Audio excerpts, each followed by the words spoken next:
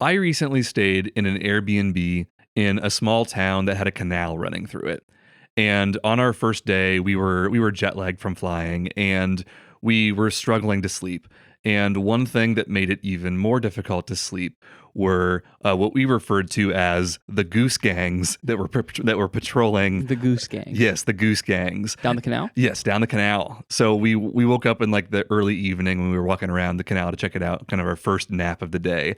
And we got up and we saw that every single time one gaggle of geese met another gaggle of geese, I think that's the term for that. I think it is, yeah. That whenever two groups would pass each other, they would relentlessly honk at the other the entire time until they were fully past the other group.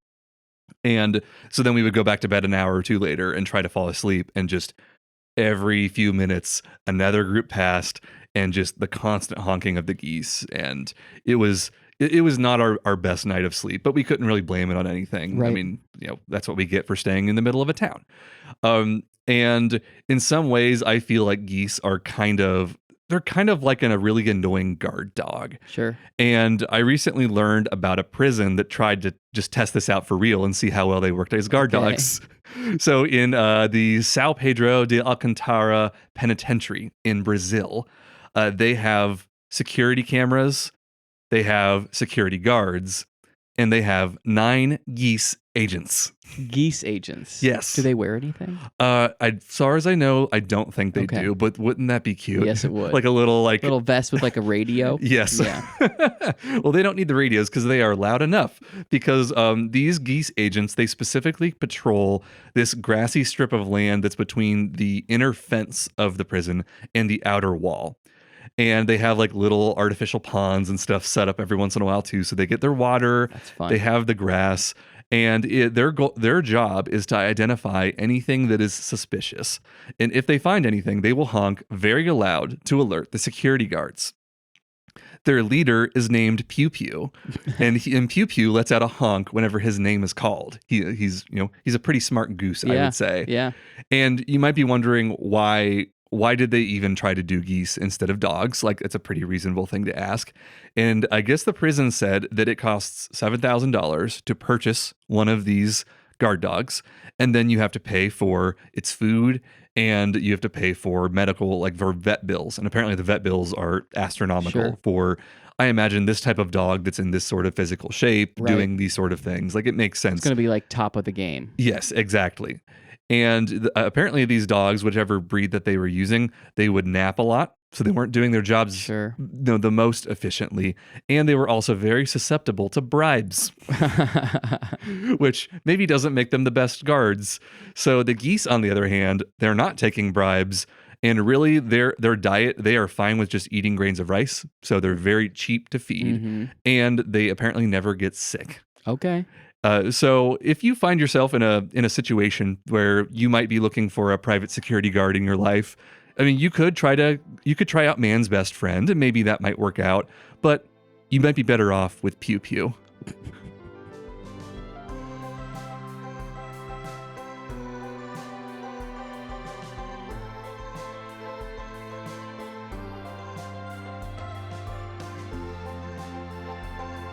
Welcome to the Factoid Podcast. You did not ask for it, but we're going to tell you about it anyway. My name's Chris Humphreys. And I'm Payton Gessel. Payton, have you ever had anything like rare? Not like a steak. I'm talking like, have you ever had an item that is rare? Hard to come by. Yeah, I would say I have. I guess when it comes to like technology, there are a few devices where maybe it was like a small batch kind of item. Like I have an analog pocket, and those have been out for a few years now, but I was able to get it in like the first batch where I crowdfunded it basically and waited 2 years and got it very early on. That's cool. And whenever we were all pre-ordering, I know that Elijah Wood was trying to get in on the pre-orders, and he didn't get his pre-order in the first 5 minutes, and he was stuck, and he's like, I want an analog pocket, but I can't get it. And I'm like, haha, I've got one. That's funny. So I guess that would be an example of like, I am willing to stop working, refresh a page 1,000 times if it means that I'm going to get like an item that's difficult to purchase. Sure. always find like that stuff's very interesting. I don't think I really have anything necessarily that is that rare. Like I suppose I could maybe run across something that I have that there isn't that many of, but I never purchased anything necessarily with the goal of it being, oh, this is a rare item. The things I collect aren't necessarily rare. It's just different, right? I guess I do have in the game Rocket League, I have like an antenna topper that you had to play the beta to get. And beta and Rocket League wasn't popular in the beta. Yeah. And my friends and I played it. And so I have that, which is, I guess, and as far as how many people play that game versus how many people have that thing, very rare. I couldn't sell, some people do these things where they have these rare things. They'll sell your account so you can have, I couldn't do that for very much money. You know what I mean? It's not like it's crazy, but I guess that's like a not that many people have it thing. So I always like to wear that whenever I play Rocket League. Oh, yeah. But it's seriously, as far as most things I have are just incredibly mass-produced things, right? It's not like no one else has one. It's not like anything like that. But I've always kind of been fascinated by like things that are hard to come by and rare things and like exclusive kind of breeds desire. You know what I mean? Especially when it comes to like stuff, when it comes to items, when it comes to things. The harder it is to get, the more we want it. So today, I want to talk about one of my favorite online personalities. We've actually already talked about him before, but we're going to dig a little deeper, and there's something that came up recently that made me think of him and get right. But his life has kind of been a perfect storm of crazy things that I think fit into this podcast very well. And so we're going to talk today about some of his more recent, some of his early, but also more recent antics. But his name is Ed Bolian. We've talked about him before. Okay. And he is kind of, what's so interesting about him, for some reason, I follow him on the internet, of course, but like interviews with him and podcasts with him, I've just filled my feeds recently. I don't know if he's just doing it more or what. I'm not really sure. But I've just been listening to him talk and listening to interviews, and like the more and more I listen, the more and more I like. Like I just think he's a fascinating dude. But his life has been, it turns out, a series of just like finding and capitalizing on incredibly rare things that he didn't necessarily know were rare. And that's kind of how he's gotten to where he's at today. And for those of you who don't know, he's kind of an internet car guy. He created the app that's called VinWiki. It's like you can keep track of cars by their VIN number, and you can like say you saw them and say what color it was, and you can kind of see how many of certain cars are. It's like a car collector kind of thing. Okay. People are just into it. It's like basically like a database way to keep information about cars and like car spotters and all that, whatever. It's kind of that thing. So he created that app, which has gotten very popular. He has a YouTube channel called VinWiki where people just come and tell car stories, all kinds of them, like they drove fast here, or they bought this car here, or they had an experience at a dealership, or they sold this car here. It was like just stuff like that. Very interesting stuff. I've always been into just storytelling media, and that channel is kind of perfect for that. But he's also just an interesting guy, it turns out. And I read his book, and we talked about it last time when we talked about the Cannonball Run, which is that cross-country race. He had the world record of that for many years. But yeah, he's always been the kind of guy who was looking to save a buck and to make a buck, right? It turns out ever since he was young, that's what he was trying to do. And he's just kind of an entrepreneur. He always has been. Some people are like that. I'm not like that. He's like that. He's willing to put money, put effort, put time into something because he thinks it might gain a return, right? And so as a kid, he loved dinosaurs. Like who doesn't? Wade loves dinosaurs. Yep. I'm pretty sure it's built into specifically boys. You have to love dinosaurs when you're a kid. The Land Before Time, I watched that a lot. I would go in the yard and I would take a maple leaf from our tree and I would say it was a tree star and I would attempt to eat the leaf. Okay, that's funny. I did that at least once because I would have my toys dinosaurs be eating the leaf and then I would be eating it as well. Okay. Seriously, we go in the yard, Wade picks up a stick. If it has a bend in it a certain way, he says, that's a Tyrannosaurus Rex, Daddy. And if it has a bend in it another way, he says, that's a Triceratops, Daddy. And it's like, no matter what, and we go into a forest, we go into the trees, he says, oh, look, the T-Rex. It's like, these are just trees. But he just everything is a dinosaur. Wow. He loves dinosaurs. And Ed Bolian is no different. And so he wanted to have a dinosaur, but obviously that's not something we can really get into. And so for him, reptiles were the easy next step, the dinosaurs of today, if you will, right? And so he begged and begged his family. He begged and begged his parents because he was young at the time. He was probably in junior high or high school. Can I please have a snake? Can I please have a snake? What can I have a reptile? Can I have a snake? And finally, they agreed on getting him an iguana. I was gonna say snake would not have been my first choice. Yeah. So he gets an iguana, and iguanas are pretty cool. My family had one. Somebody in my family who I've met like 2 or 3 times total. I remember meeting them the first time, and they had it came with an iguana, and it was a very cool animal. Like, I'd never seen one. I got to hold it. It was very cool. Yes. And so he gets an iguana. But being the kind of guy he is, he starts looking more into iguanas, and he starts thinking, how can I capitalize? How can I make iguanas more interesting? How can I make more people interested in iguanas? How can I possibly turn iguanas into a business? And so he gets this iguana named George. And George actually surprised him and his family when George laid 47 eggs. And so George, again, we're naming, right, it's just George. So he didn't change the name. He thought that might cause more problems than leaving it the same. But George was with them for quite a few years. But George having eggs led Ed into this thing where he realized, what about breeding iguanas? Is that an important thing? Is that a thing I could do? Which led him to become the founder of a business that he entitled Great White Reptiles, where the full purpose was to breed albino iguanas. And it turns out, Ed didn't necessarily know this, but albino iguanas were kind of hard to come by. There wasn't very many of them. And in fact, there were only 10 in the entire world. Oh my gosh. And so he has an albino iguana. He has multiple ones. And actually, he turns out, for quite a period of time, he turned out to be the owner of all of the heterozygous albino iguanas in the world. He had all of them. And people would pay like up to $20,000 for an albino iguana. And so somehow he stumbled into the rarest form of this thing, right? Because iguanas aren't rare. And now, like, they're a problem in Florida. Like, down south, iguanas are like, you're supposed to kill them all the time. I believe it, yeah. Like, they remember a few years ago, it got cold down there and they were falling out of the trees. Yeah. Like, they're a problem. They're everywhere. But an albino iguana, maybe this is still a case, I don't know. They're rare and they're expensive.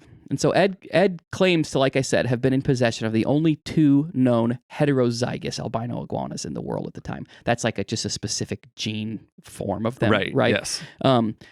And I don't know exactly how much he did. I don't know exactly how much money he made, but all I know is by 2006, he had enough of a business to sell the breeding stock to one breeder and sell the rest of his business to another breeder. So he was able to take this iguana business and make more money out of it for the future before he goes to college. Just from George. It's insane.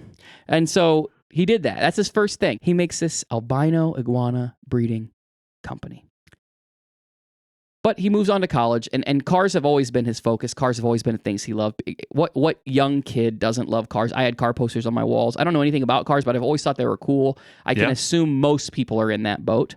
And he was too, except he was probably a lot more into it than I was. He goes to college, and he decides to turn his passion for cars into a business. Early in college, he decides, you know what? I really want to drive expensive, exotic cars. And it turns out, in these days, the early 2000s, and it doesn't work this way anymore, which rightfully so, you could go to a bank with plans for a business and expected earnings of your business and get a loan. Whoa. So you could just tell them, hey, I'm expecting to make $150,000 from this business, and I need to borrow $100,000 or whatever, right? And so he goes to a bank, he works it out, he gets a loan, and he buys an exotic car. Some kind of Lamborghini, I think, was his first one. And he starts an exotic car rental company. And this is something that, again, in the early 2000s, not around like it is now. You go to Vegas, you go to big cities, you can rent exotic cars all over the place. Right. It's very common now.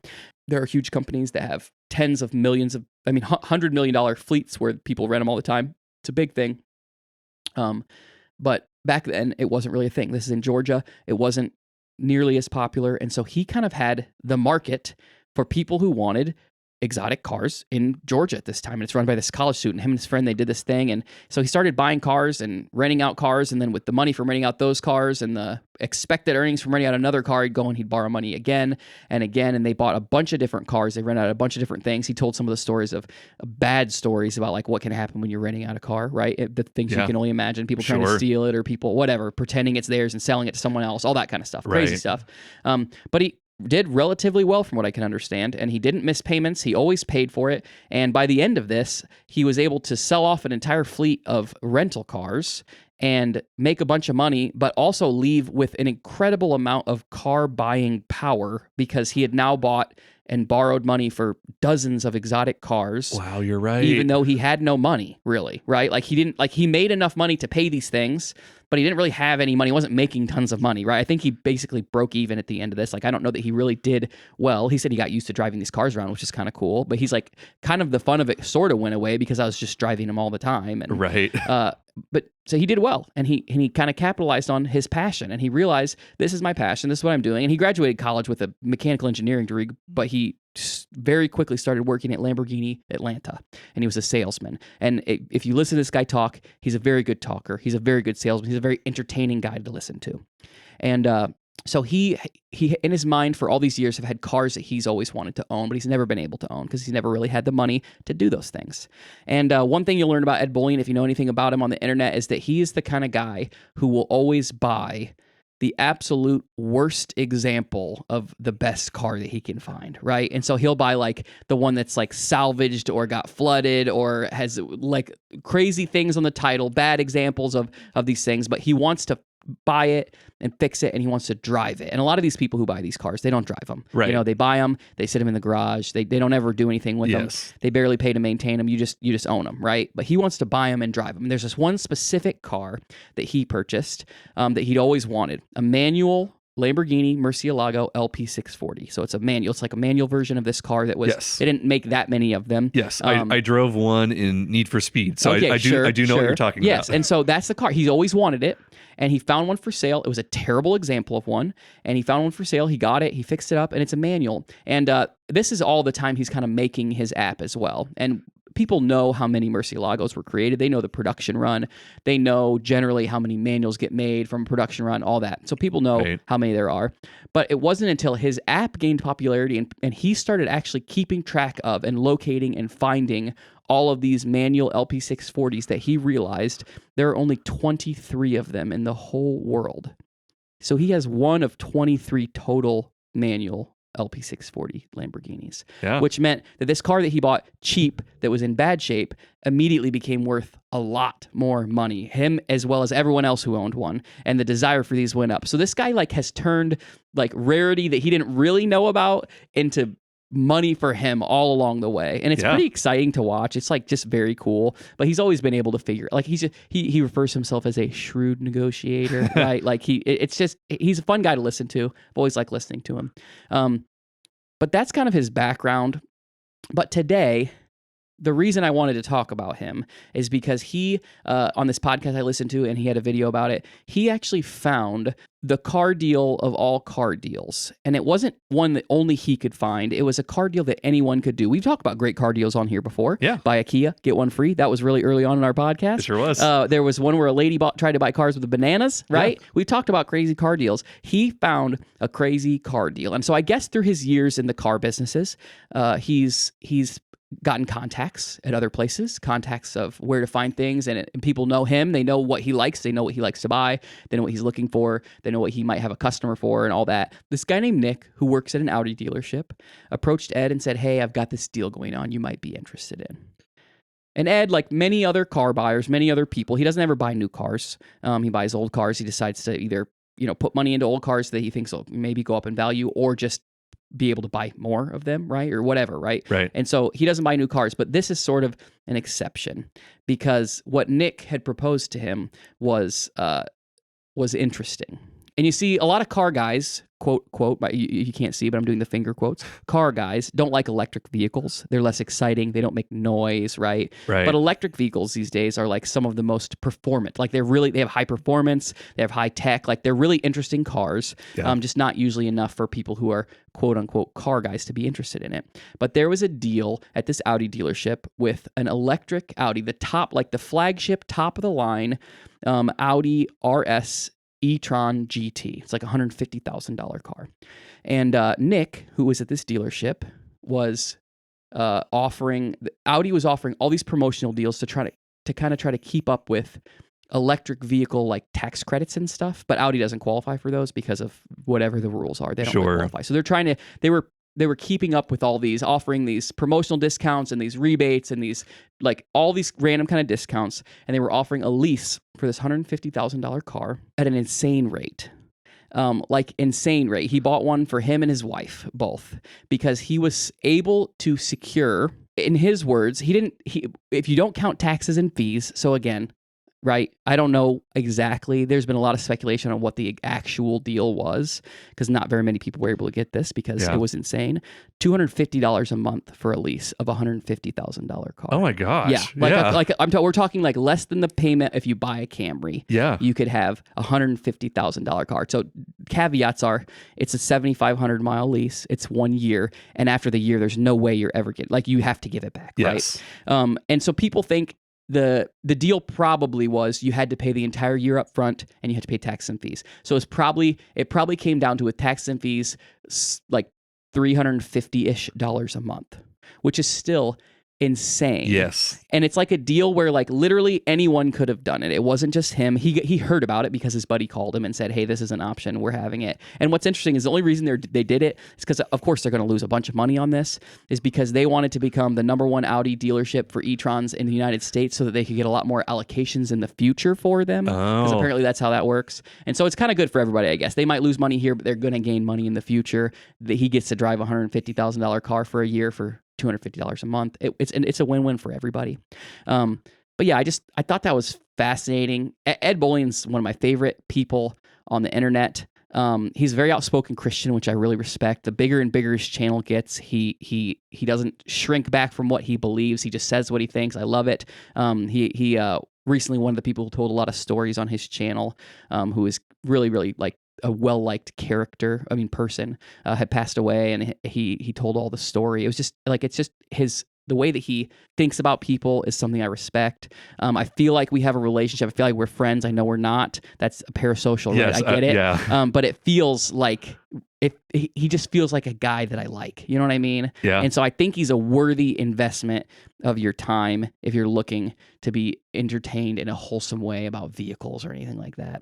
He's a guy I aspire to be more like in many ways. I'm not really sure in what ways or necessarily all the ways, but like I aspire to be more like him. I think he's a good guy. And so if you're looking for a wholesome place to find entertainment or a guy to be fake friends with that you've never met and you most likely never will meet, I think Ed Bollion's your guy.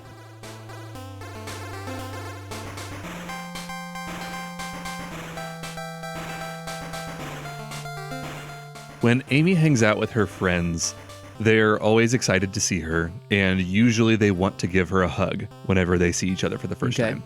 And once they finish hugging, her friends always look at me like I have no arms. They don't know what to do with me, and they can't decide how to approach the situation. So sometimes they will try to shake my hand like we're in some sort of like corporate business office or something. And I've been thinking over the recent years about how do I diffuse this situation, or how do I even react to it? Right. So one of the strategies that I was trying recently was when Amy and her friend are like giving each other a hug, that I just join in and I give them a group hug. Nice. So like that works maybe once, and then you can't just repeat that one constantly.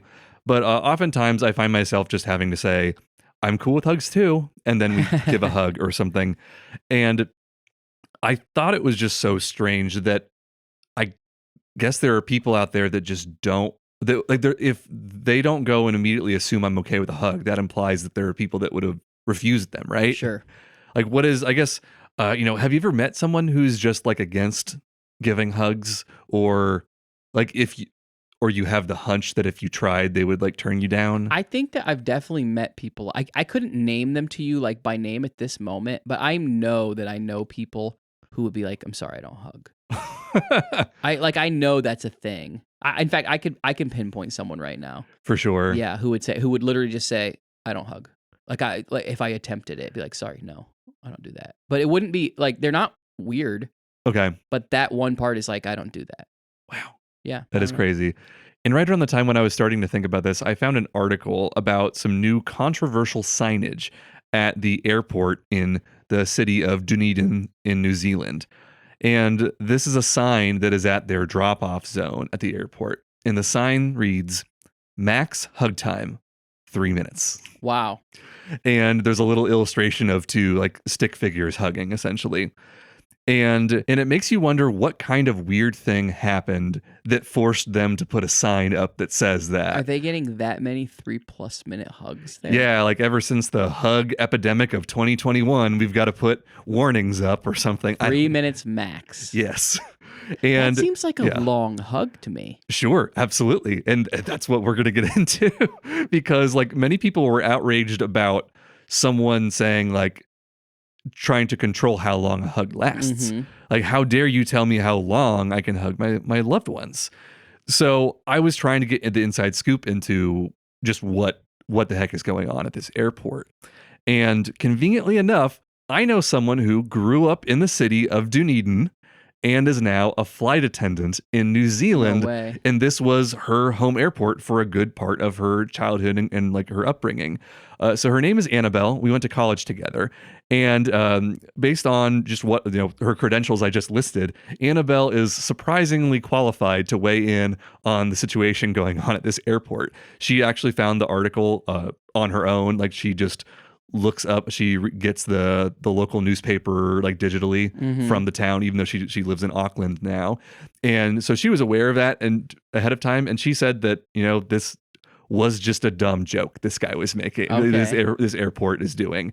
And so I did ask her about if like hug culture was different at all from New Zealand compared to her several years she spent in Ohio. Overall, she felt like the hugs are pretty much the same. Okay.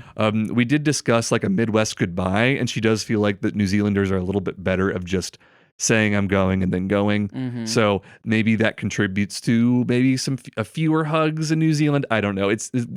We agreed that it's probably about the same either way. But as I was trying to just read more into this whole airport hug debacle, I discovered this interview with the CEO of the airport, and his name is Daniel DeBono. And he does this interview with a journalist, and he says that this was all done in good fun. This is like a fun little silly thing, and it was a way for them to solve a problem that their airport was having. Specifically, it's a very small domestic airport. So Annabelle said that they maybe have 4 gates for Airbus A320 style planes, and then maybe 3 gates for turboprop planes. And realistically, there's only 1 plane coming in at a time in this airport. So it is a very small airport that doesn't have a lot of space. So one of the things that I didn't understand was that the drop-off zone is the pickup zone. It is a shared space. Okay. So the problem that they would have is that someone is coming to the airport to pick up a loved one, and they are pulling up to this drop-off zone it's also the pickup zone, and just parking their car in one of the spots and waiting for them to come out. So there may be only about like 6 spots for parking spots on both sides of the road that are getting taken up by people who are waiting around for cars, and then people are also trying to drive in and drop off people for the next flight that's coming in. So they have an extra lot, but people weren't always using it, and they were taking advantage of the close spot. So the airport had decided that they needed to, put up some sort of signage to solve the problem, and they could have done something that says $500 fine for parking here for more than 3 minutes or some sort of official thing. But they thought like, well, let's just be funny with it, and let's say max hug time 3 minutes and hope that goes well. And then DeBono, in his interview, tries to explain why you don't need more than 3 minutes to hug someone. Okay. And he says, and I quote, "You need 20 seconds to get the oxytocin and serotonin release from a hug. Anything less, and you don't get those heavy hormones. And anything more, and you get into awkward territory." So he goes on to even say that 3 minutes of hugging is plenty because that would give you your daily value of oxytocin. And I thought that seemed a little strange. Do we all have some hidden happiness meter that we're charging up by trying to hug people? Like, is this the next evolution of the 8 glasses of water a day, that I need to get my 8 glasses of water a day, which is questionable, by the way. That is set by, like, that's like a country by country has different guidelines on how much water you need a day. And it's like, I need my 8 glasses of water a day and my 8 hugs a day to like keep the doctor away or something. It seemed really weird. And, I started to read more about the science of hugging because of this. And the more I read about hugging and oxytocin release, I learned more about the flaws in psychology research. Have you ever heard of the Gartner hype cycle before? No. So there's a company that they forecast like trends in different like technology in different industries. They're called Gartner, and Gartner publishes an annual graph about hype for emerging technologies, and it's charted over time. So it's like, so time is on the x-axis like time normally is, and then the y-axis is hype. Okay. And they will do one of these reports every year. So they have basically they from doing this for a while, they're able to chart that every product or any emerging technology follows the same overhype, disappointment kind of thing. And they have terms for all the different parts. So it starts with the innovation trigger. This is the event that made people get hyped in the first place. Sure. And eventually it starts climbing up the hype, and it goes to what's called the inflated expectations phase, where the expectations exceed anything that the initial technology would ever be able to provide.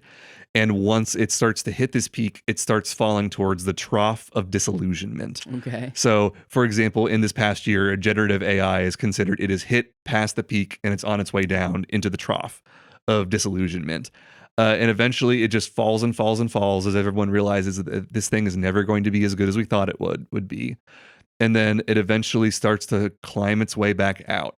And this is called the slope of enlightenment. Okay. And this could take a wide variety of time. This could take like a year. This could take 10 years. It could take decades to pull this off. It all depends on the individual situation. But the goal is that you end up in the plateau of productivity, which in their most recent hype cycle, they said that computer vision is now in the plateau of productivity, which makes sense because like 10 years ago, the idea of pointing my phone at like text and being able to just translate it easily, like I found an app that could do it, and it felt like it was magic to me. But like I'm currently reading a book in a different language by taking a picture of every page. It auto translates the page. I read the page on my phone and then go to the next page and do that. It is crazy. So it's like, yeah, that this is the way that through the hype cycle, eventually you will end at things that are kind of boring, and maybe it wasn't as good as we hyped it up to be, but maybe there is something good that can come from it. And I found some researchers that did the same thing as the Gartner hype cycle, but did it specifically with hug science. And they marked very specific moments in time. And I want to take you through a journey through our understanding of oxytocin specifically involving hugs, and how it indirectly led to this funny airport sign. And it started back in the 1960s with one woman who decided to create a hug machine. Yes. She was not the hug machine. There was a hug machine. There was one. Yes. And her name she's still alive. Her name is Temple Grandin. And nice. It's a cool name. That is cool. I think Temple was her middle name, and she took it as her name she goes by, but it's a cool name. And Temple Grandin is a woman in her 70s now, but she grew up in New England, and she spent a summer kind of like in high school or going into college at a family member's cattle ranch in Arizona. And Grandin was considered, to be an autistic savant, that she has autism, and she became fixated during the summer on the way that cattle would be put into these giant devices called squeeze chutes. And they would be put into the squeeze chute whenever the cowboys or whoever on the ranch needed to administer medicine or treat a wound or do any sort of thing that involves the cattle being calm and kind of stuck in one place.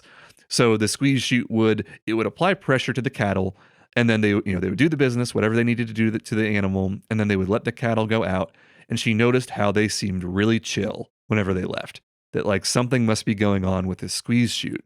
So she goes and gets inside of it herself. Oh, that's good. There's a picture of her just like sitting in it and smiling.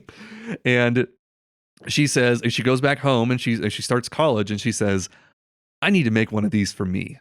I think this would help me with some of the sensory perception issues that I have. And a lot of people who have autism deal with some sort of issues with processing sensory information. So she thought that this could help improve her daily life. And she, at her college, assembles her version of a squeeze chute that she refers to as a hug machine. And the people at her school tried to confiscate this from her. They tried to steal it which I thought was crazy. Of like, can you imagine someone being like, how dare she make this hug machine? I'm going to steal it from her. You can't use that. Right. So Grandin ends up going on to be very successful in many different fields, especially in animal welfare. She comes up with a lot of different inventions over time, but the hug machine is one of the ones that she was most known for. And someone asked her about this recently, about like, hey, do you still have the hug machine that you originally made? And she said that like, well, it's broken since then, but I don't need it anymore because I just hug people now. Okay. Which was a very heartwarming answer to that. But you should look up pictures of these things online. They have like a lever that squeezes the padding towards you. They have like a giant big red button you can hit as an emergency. Nice. It's like, I want to get in one of these at some point. Yeah. So, Grandin was kind of, the reason we're talking about her is that she was one of the first people to have said that maybe giving or receiving a hug could help somebody out in some sort of way beyond just like those kind of nebulous warm feelings associated with getting a hug. And, in the early 2000s, there was another person who tried to talk about this sort of thing.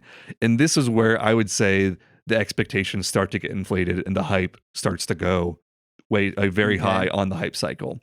There was a neuroeconomist named Paul Zak, and he does a TED Talk about the moral molecule.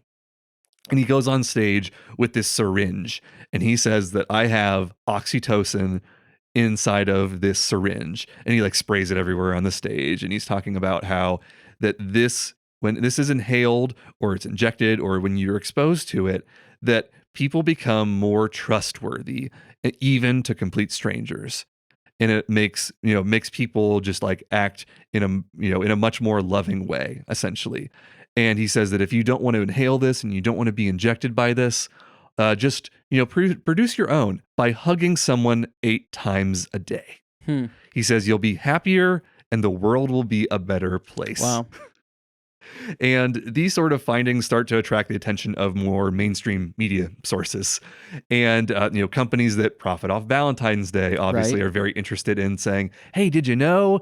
Yeah, I imagine plenty of radio DJs trying to fill like a morning shift probably at some point said, hey, you should go out there and hug your loved one because you're going to make them feel better because of oxytocin or whatever. Right. And the problem with all of this is that a few years after this comes out, scientists tried to replicate this study that was originally done by Paul Zak and the one that he's referencing, and they can't get it to work. They cannot replicate this. And it's not just his study, it's a surprising percent of psychology studies that have been done in the US or maybe even the world. I'm not sure on that part, but they were victims of what was called the replication crisis. There was around like 2010 or so, that this was like a phenomenon that started mostly in psychology. And many of the breakthrough studies over the several previous decades were unreproducible. Like people would try to do them again. And in theory, you should get the same or almost the same result, and they just couldn't get it to happen. And obviously these people weren't all fraudsters. Like they did all the research. So how, why can't they get this result again? And I think the answer is human psychology, which is kind of funny because I would say a lot of it was confirmation bias. Sure. A lot of people who are working on these studies and they're researching, they want something to be true. And if it looks like it might be true, they're more willing to be okay with it, even if it's not malicious.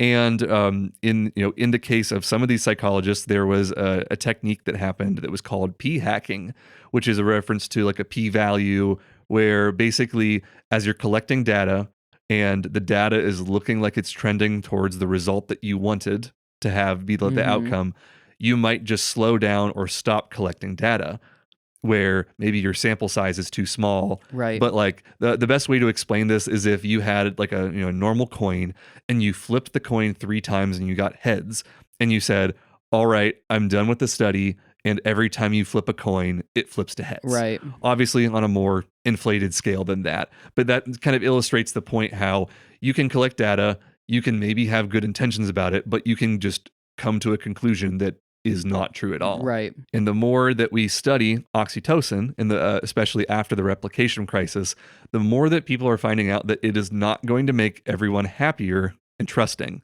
We have fallen into the trough of disillusionment. To do an experiment on something like trust, you have to have people that you do trust and people that you inherently didn't trust.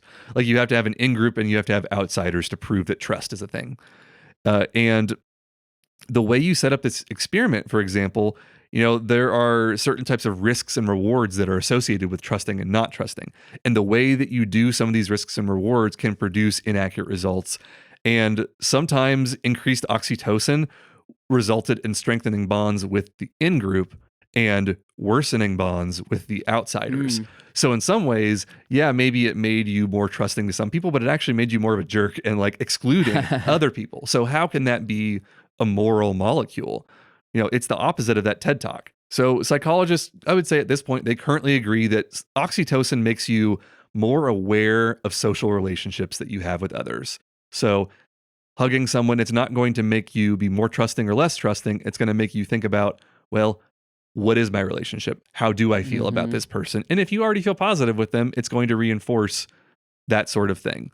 Its job is, as a hormone, it is more about regulating processes in your body than being like something that you are deficient in, that you need to get more of or have less of, really.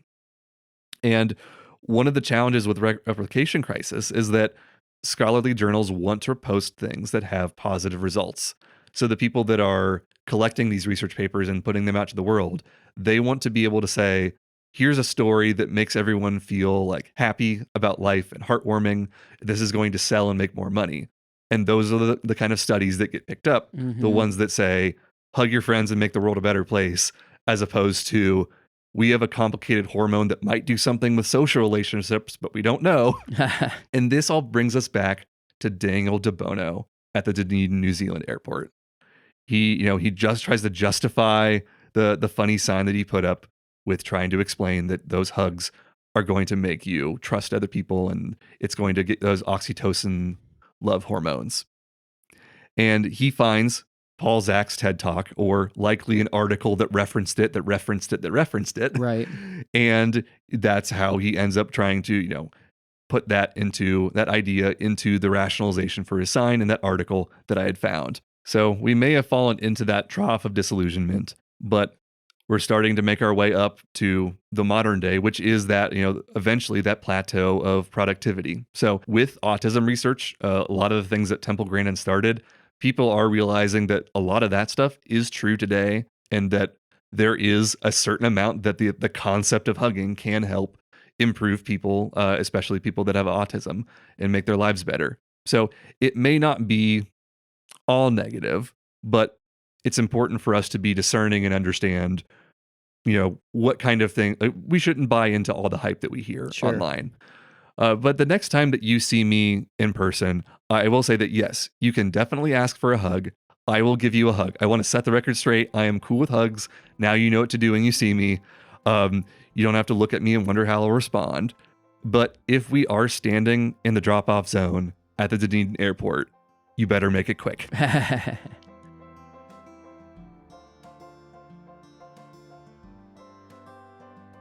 Thank you for listening to the Factoid Podcast. As always, if you have a factoid that you want to share with us, just send us an email at whatsyours@factoidpodcast.com. You find us everywhere you find podcasts. I've said it before, I'll say it again. Pocket Casts, best app there is. Yep. And you can also find us on our website, factoidpodcast.com. We'll see you in 2 weeks.